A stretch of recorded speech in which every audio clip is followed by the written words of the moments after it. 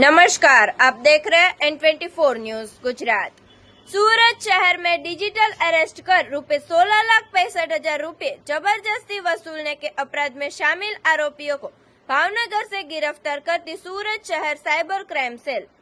वरिष्ठ नागरिक फरियादी को 2 दिनों तक डिजिटल अरेस्ट में रखकर खुद को दिल्ली पुलिस बताकर झूठी पहचान के आधार पर वीडियो कॉल के माध्यम से 2.5 करोड़ रुपए के मनी लॉन्ड्रिंग केस में फंसने का डर दिखाया गया। इसके बाद फरियादी से बैंक में की गई एफडी तुड़वाकर जबरदस्ती ₹16,65,000 ऑनलाइन ट्रांसफर करवा लिए गए। फरियादी एक वरिष्ठ नागरिक है। जब उन्होंने यह घटना अपनी बेटी को बताई तो बेटी को शक हुआ कि साइबर फ्रॉड हुआ है। इसके बाद दिनांक 21/5/2025 को फरियादी और उनकी बेटी साइबर क्राइम सेल सूरत शहर पहुंचे। काउंसलिंग के दौरान पूरी घटना सामने आई। तत्पश्चात साइबर क्राइम हेल्पलाइन नंबर 1930 पर कॉल करवाकर तुरंत शिकायत दर्ज करवाई गई। Cyber crime cell police station में गुना क्रमांक भारतीय दंड संहिता 2023 की धारा 308(7), 204, 336(2), 338, 336(3), 340(2), 61(2), 35 और IT एक्ट की धारा 66C, 66D के तहत मामला दर्ज किया गया। इसके आधार पर बैंक से आवश्यक जानकारी इकट्ठा की गई और आरोपियों को पकड़ने के लिए तकनीकी जांच कर पुलिस इंस्पेक्टर श्री SB पहेरिया साहब के नेतृत्व में एक टीम को भावनगर भेजा गया, जहां से आरोपी राजूभाई, भरतभाई, भीखाभाई परमार, कृष्ण कुमार, दिबंगर भाई, गोकुल भाई पटेल और परमवीर सिंह उर्फ आशु सतनाम सिंह, जगदीश सिंह टांक को कानूनी कार्रवाई के तहत गिरफ्तार किया गया।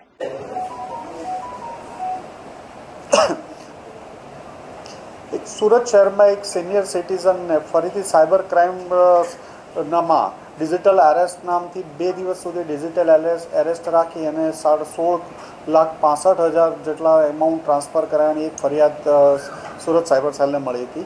આ અનુસંધાને સુરત સાયબર ક્રાઇમની ટીમ દ્વારા ભાવનગરથી 3 વ્યક્તિઓની ધરપકડ કરવામાં આવી છે, જેમાં રાજુ ભરતભાઈ ઉર્ફે રાજુ ભીખાભાઈ પરમાર, કિશન કુમાર દિગંબર સન ઓફ દિગંબરભાઈ પટેલ અને પરમવીર સિંહ ઉર્ફે આસુ સત્તામ સિંહ ટાંક, આ 3 લોકોની ધરપકડ કરવામાં આવી છે।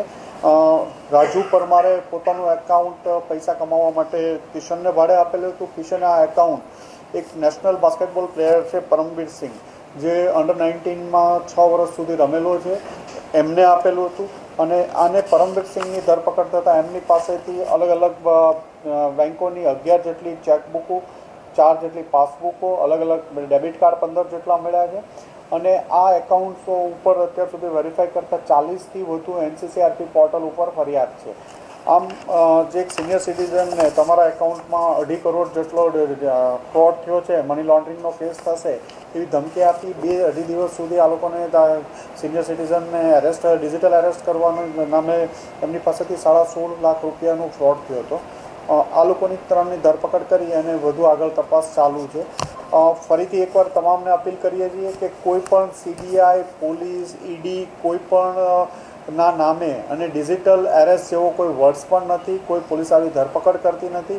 એટલે ક્યારે પણ આવો ભોગ બનવો નહીં, અને ભોગ બનો તો તાત્કાલિક 1930 પર ફોન કરો અથવા નજીકની સાયબર સેલ અથવા પોલીસ સ્ટેશનનો સંપર્ક કરવા ફરીથી અપીલ કરીએ છીએ। આ 2 સેકન્ડ સ્ટાન્ડર્ડથી બાસ્કેટબોલ રમતો હતો અને 2019 સુધી અંડર-19માં નેશનલ પ્લેયર તરીકે રમેલો હતો। એની જે ઇનિશિયલ કેરિયર હતી બાસ્કેટબોલ પ્લેયર તરીકે, નેશનલ કેમ્પમાં, ઇન્ટરનેશનલ કેમ્પમાં પણ 2 વાર સિલેક્ટ થયો હતો, પણ પછી ફાઇનલ રમેલો ન હતો। એ 10th સુધી ભણી અને ભણવાનું છોડી દીધું હતું, કોઈ કામ ધંધો કરતો નહોતો, બેકાર હતો અને આ સાયબર ક્રાઇમ ફ્રોડ કરવામાં લાગી ગયો હતો છેલ્લા 4 માસથી। એના ફાધર લોયર છે, પણ ફાધર મધર અલગ રહે છે અને વર્ષોથી ભાવનગર જ રહે છે એના મધર સાથે। પરમવીર સિંહ આ જે એકાઉન્ટ્સો જે રાજુ અને કિશન પાસેથી મેળવી અને એમાં સાયબર ક્રાઇમમાં આગળ એક જે વોન્ટેડ આરોપી છે એની સાથે મળી એમાં પૈસા ટ્રાન્સફર કરી વિડ્રો કરતા હતા। ના, ડિજિટલ એરેસ્ટ કરવામાં ડાયરેક્ટ એમનો રોલ એ રીતે નથી, પણ જે મની વિડ્રોમાં અને એ ચેઇનમાં એ લોકો સામેલ છે।